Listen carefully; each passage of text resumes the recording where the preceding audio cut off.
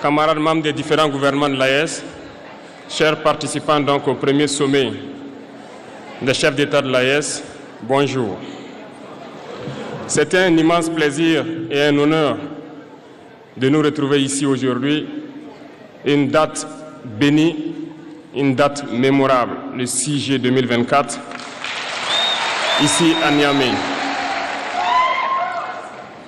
Avant tout propos, rendons grâce à Dieu qui a permis donc que ce jour soit.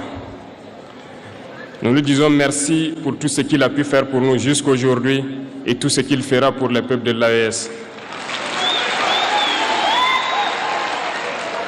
Permettez-moi également de rendre hommage au peuple nigérien. Ce peuple qui a tant souffert depuis l'avènement du CNSP et qui continue de rester debout. Merci aux Nigériens qui nous ont réservé un accueil chaleureux hier lorsque nous avons foulé le sol de notre patrie ici. Vous êtes plus que des amis, vous êtes plus que des voisins, vous êtes nos frères, vous êtes nos sœurs. Parce que la fraternité va au-delà de l'amitié ou du voisinage. Nous avons le même sang qui coule dans nos veines. Dans nos veines coule le sang de ces vaillants guerriers qui ont combattu et qui ont réservé ces terres que nous appelons Mali, Burkina et Niger. Dans nos veines coule le sang de ces vaillants guerriers qui ont aidé le monde entier à se débarrasser du nazisme et de beaucoup d'autres fléaux. Dans nos veines coule le sang de ces vaillants guerriers qui ont été déportés d'Afrique vers l'Europe, l'Amérique, l'Asie ou je ne sais encore, et qui ont contribué à construire ces États pendant l'esclavage. Dans nos veines coule le sang d'hommes dignes, d'hommes robustes, d'hommes debout. Et pour cela, soyons-en fiers et soyez remerciés d'être ressortissants de l'AES. L'Afrique, ce continent qui a tant souffert et qui continue de souffrir du fait des impérialistes. Ces impérialistes n'ont qu'un seul cliché en tête. L'Afrique est l'empire des esclaves. C'est comme ça qu'ils voient l'Afrique. Pour eux, les Africains les appartiennent. Nos terres les appartiennent. Nos sous-sols les appartiennent. Ils n'ont jamais pu changer de logiciel jusqu'à aujourd'hui. C'est déplorable. Mais comment procèdent-ils? C'est malheureusement depuis donc ces années 60 où ces simulacres d'indépendance ont été donnés à l'Afrique. Ils n'ont juste fait que placer des valets locaux à la tête, selon eux, de leur sous-préfecture pour pouvoir continuer à les alimenter. Ces valets locaux que nous allons qualifier aujourd'hui d'esclaves de salon n'ont d'autre repère que de chercher à vivre comme le maître, à satisfaire le maître et à faire tout ce que le maître lui dicte. Ils volent, ils pillent nos États, amènent tout chez le maître et leur richesse est conservée chez le maître. Ils font tout pour vivre comme le maître et toujours le satisfaire. Lorsque le maître commande, ils exécutent. Savez-vous qui sont ces esclaves de salon? Eh bien, nous allons vous expliquer ce que c'est. Ce sont des individus qui n'ont aucune dignité, qui n'ont aucune morale, qui n'ont aucune personnalité. Mais le maître esclave a toujours su identifier ces individus. Ils sont toujours prêts à trahir leurs frères pour satisfaire le maître. Ils nous ont trahis depuis l'indépendance et d'autres continuent jusqu'à aujourd'hui à nous trahir au profit de leur maître.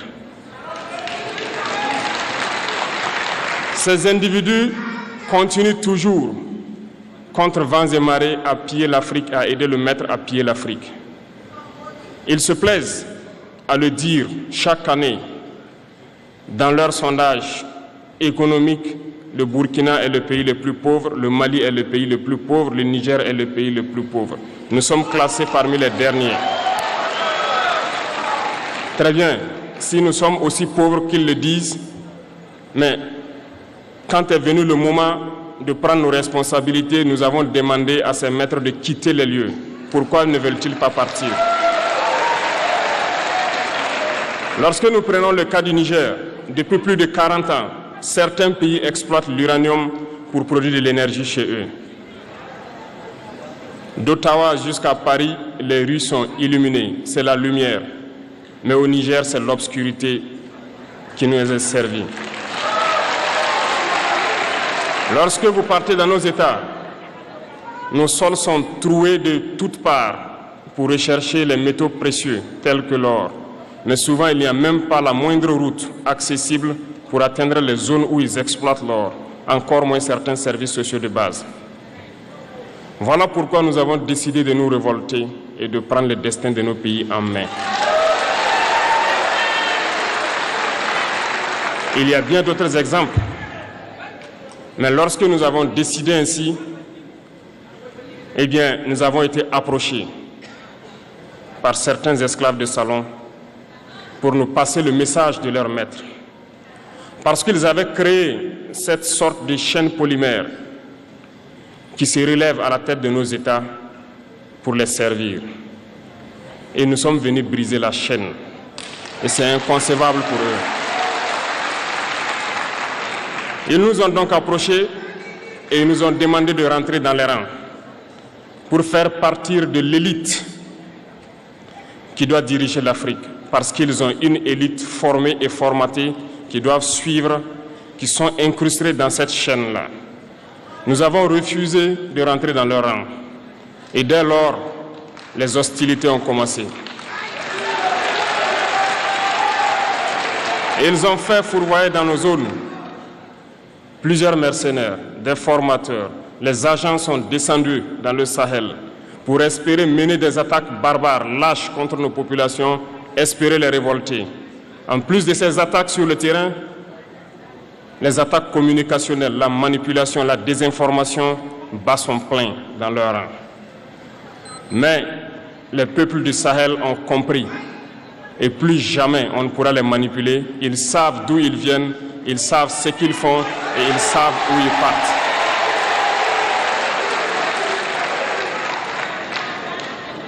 Nous n'allons plus permettre cela. Les gens sont éveillés et les gens se battent aujourd'hui, pas pour nous-mêmes, mais pour les générations à venir. Et merci à tous pour le combat qui est livré. Cela ne nous fait jamais pleurer. Nous n'allons pas trembler. Nous allons affronter. Nous allons nous battre pour l'indépendance réelle, pour notre liberté. Parce que pour faire peur au peuple de l'AES, ces individus n'ont que 3 termes dans la bouche: démocratie, liberté, droits de l'homme. Bien sûr, leurs valets locaux ne sont élus que dans un processus démocratique, libre et transparent selon eux leurs valeurs. Quoi de plus normal qu'on veuille nous imposer cela, parce que c'est eux qui édictent les règles. Très bien, nous avons décidé de nous assumer. Voilà pourquoi un 26 juillet 2023, lorsque le Niger a décidé de tourner la page, les esclaves de salon et leurs maîtres sont montés sur les grands chevaux. Ils ont mis leurs valets locaux en avant et ont décidé de mener une guerre contre le peuple nigérien. Nous avons donc dit, quiconque osera s'en prendre au Niger nous aura en face, parce que nous mènerons une guerre sans merci jusqu'à la dernière goutte de sang pour quiconque osera s'attaquer à nos États. Cette parole, cette décision que nous avons eue hier est d'actualité aujourd'hui et sera d'actualité demain et pour toujours. Ainsi naquit l'AES le 16 septembre 2023 dans une architecture de défense mutuelle. Mais nous avons jugé nécessaire de prolonger et d'agrandir donc l'architecture de l'AES.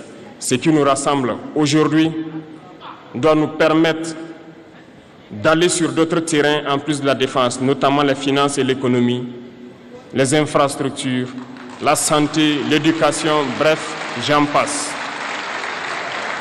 Je souhaite donc que ces moments soient pour nous une histoire que nous allons écrire pour l'AES, mais surtout pour l'Afrique et pour le monde entier. Que Dieu illumine tout un chacun de nous. Que Dieu nous inspire dans ces tâches qui nous sont confiées. Et surtout, que lorsque nous faisons tous nos travaux, que nous ayons en tête une seule chose, l'intérêt suprême de nos populations.